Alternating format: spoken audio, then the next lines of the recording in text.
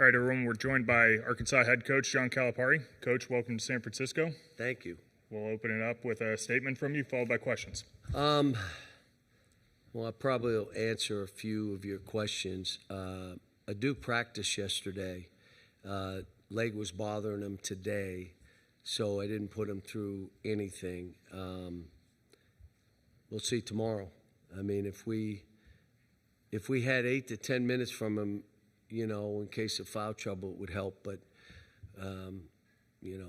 we're fine. Let me just say, for both he and Boogie, first of all, the players that stepped in, Trevin Brazil, took advantage. Unbelievable.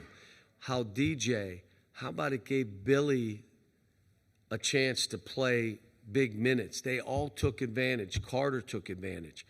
But when Boogie comes back to me and says, Coach, I can play, but I don't want to hurt this team. What?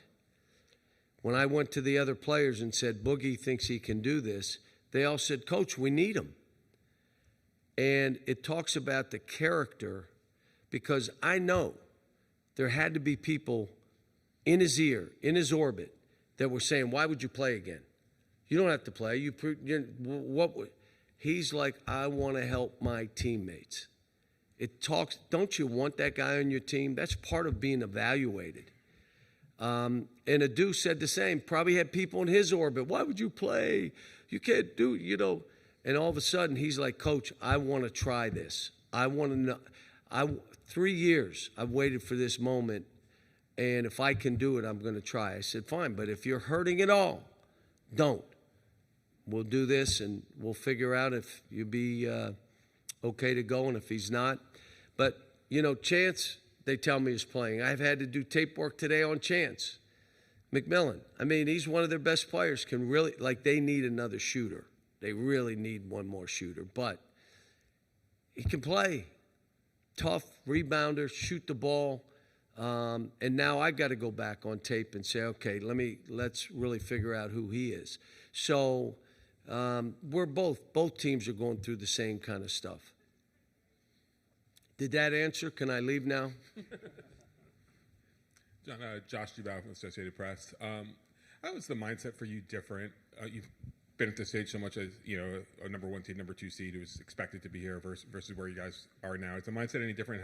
How's the approach for you? No, we approach the postseason the same, but I've been the 10 seed, I've been the 8 seed, I've been other seeds. I mean, and again, there's so many ways of doing this, including on the court.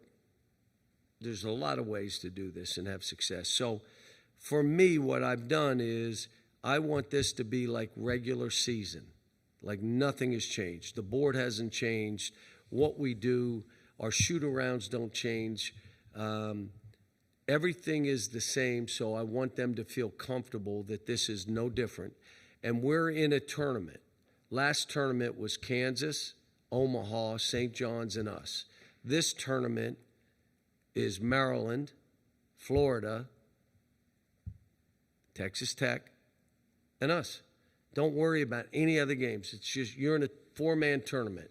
Let's worry about doing it here. So, no, but I've been we're not number one every year. Matter of fact, we went to the national championship game. I think we were an 8 seed, maybe a 9 seed. So. Anthony Christensen, HawgBeat.com. You've kind of embraced the history of the program that since you've been involved. You were on the phone with Nolan Richardson after you guys advanced this stage. Just why has that been such an important part of things for you since you got the job? Because I've been around the game a long time, and I really respect coaches whose shoulders we're standing on. Coach Sutton, he treated me like family. I mean, I don't know if you remember, we go to play at Arkansas. He came in my locker room. Coach Richardson, we had some great battles, but always respectful. And he knew that I was respectful to him and what he had done. This program, there was an 8 to 10 year period, maybe even longer than that, maybe a 15-year period, where they were one of 5 programs nationally. And all we're trying to do, let's stay together. Let's get our people involved. Let's make sure we honor the coaches that were here and did what they did for this program. And let's make us one of those programs that has a chance to do special things.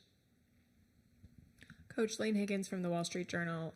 I wanted to ask about the support that you got and your program got from John Tyson after you arrived. I mean, obviously, when you first came, to put it a little bit bluntly, the roster was a bit like a bare cupboard, and you kind of had to rebuild from scratch. So, how much did the financial support that, this program received from boosters like John Tyson kind of help you get to this point and build a team capable of getting to this? I don't know if you know the little postage stamp corner that we live in, with Walmarts and the J.B. Hunts and the Tysons, and I could go on and on. The support for the university is off the charts. The pride in the university is off the charts. John Tyson and I have been friends for 25 years. Every time we came to play Arkansas, we either had dinner the night before, and publicly, or I walked in the building and 20,000 people there, and first thing I did is went over and gave him a hug, which he wanted me to do to let people know he and I were friends. But what he's been, and I'll throw another name, John L. Hunt. They're friends and they're supporters. John is my friend, but they've all helped the university. They've helped the basketball program. I'm going to be honest, they've helped the football program. They've helped the baseball. I don't know if you know, our baseball team is one of the best in the country. And when you see their facilities, you say, what? When you see the football facilities, you say, what? Well, that's not state dollars. That's people like those that you're talking about that are involved and want to be involved and want to help. And we got, Warren Stevens. I can go right. These people, they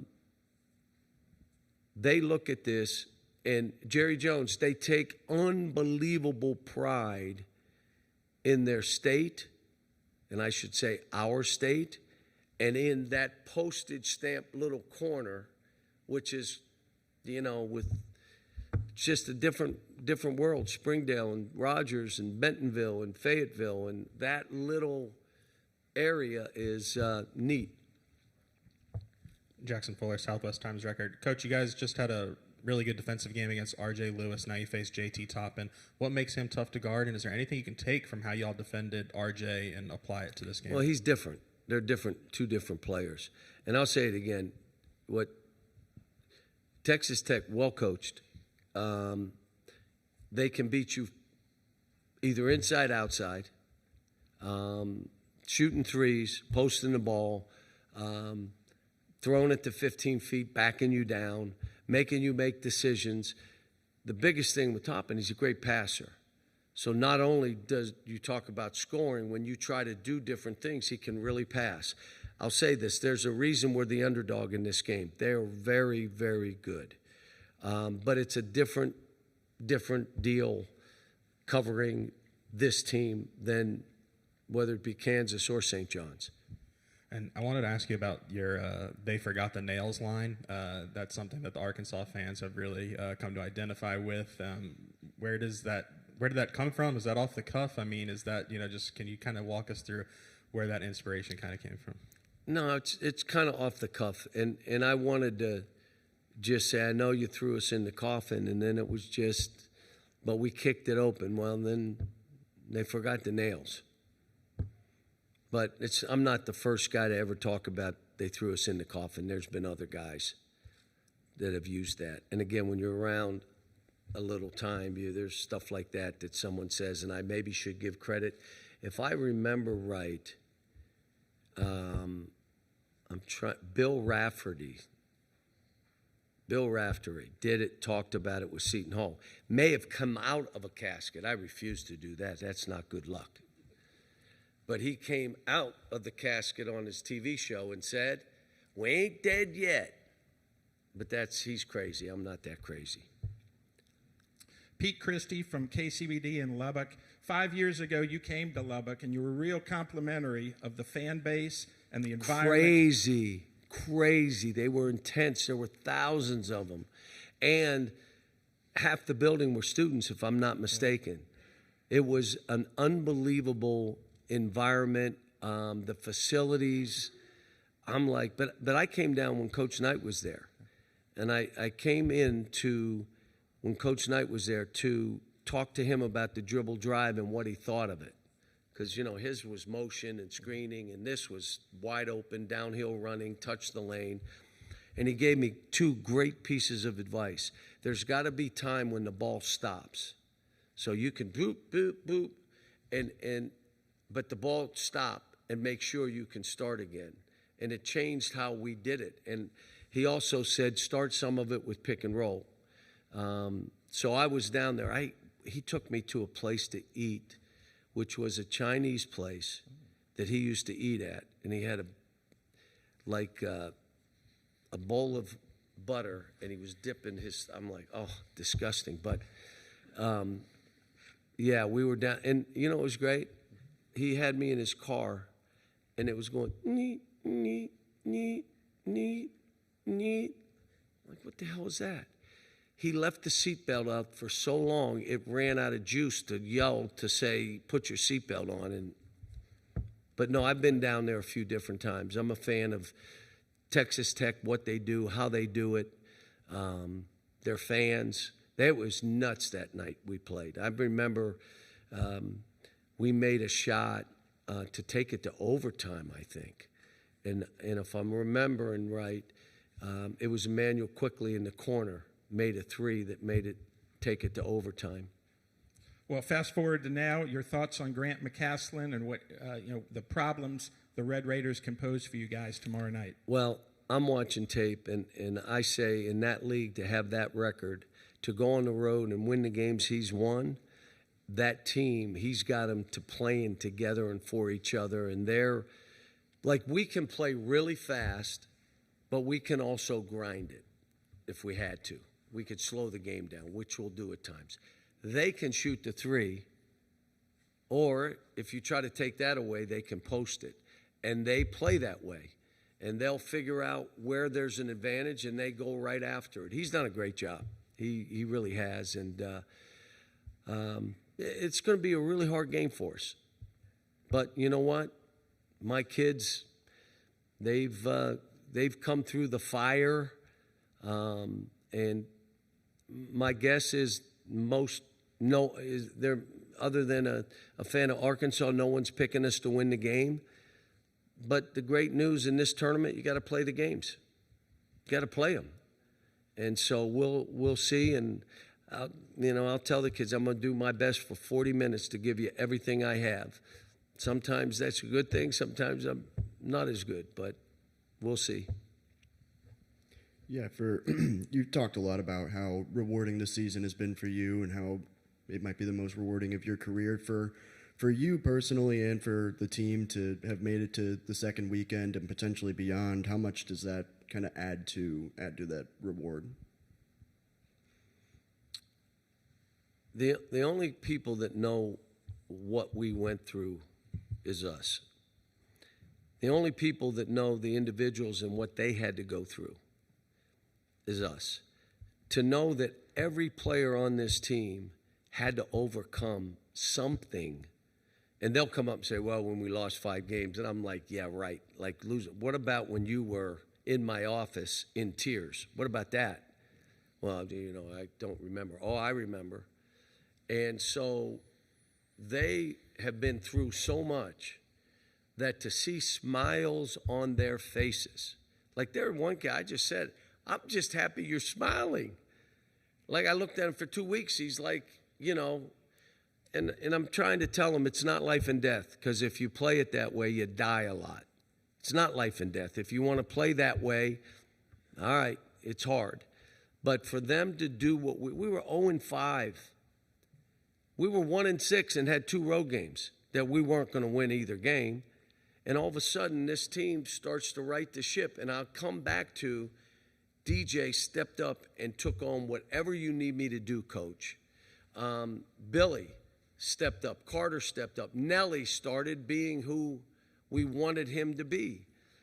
Jonas, finally. Did anybody think Jonas would play this way 3 weeks ago, 4 weeks ago? No. If you say you did, you're crazy. And now all of a sudden he's playing. TB doing what he's doing.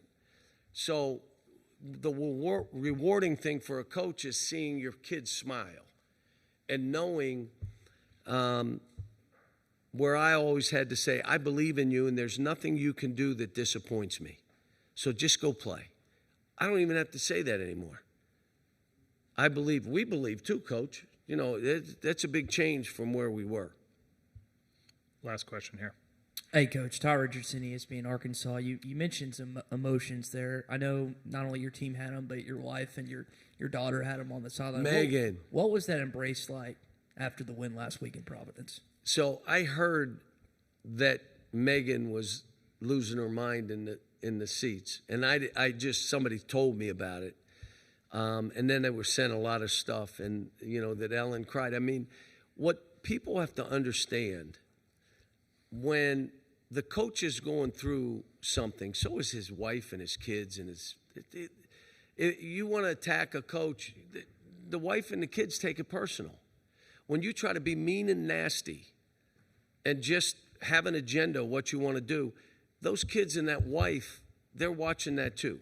So I think you got to see it raw with my wife and my daughter. But I'm also going to tell you, don't mess with my daughters because they'll come right back at you, teeth and feet, if you know my daughters. My son tries to stay under the radar, and he's doing a great job on my staff, by the way. But and Ellen, she takes it hard. I mean, she and I have been together 39 years. We were married when we were 12. But we've been together. I mean, you know, she's been unbelievable rock. She's the mother for these kids.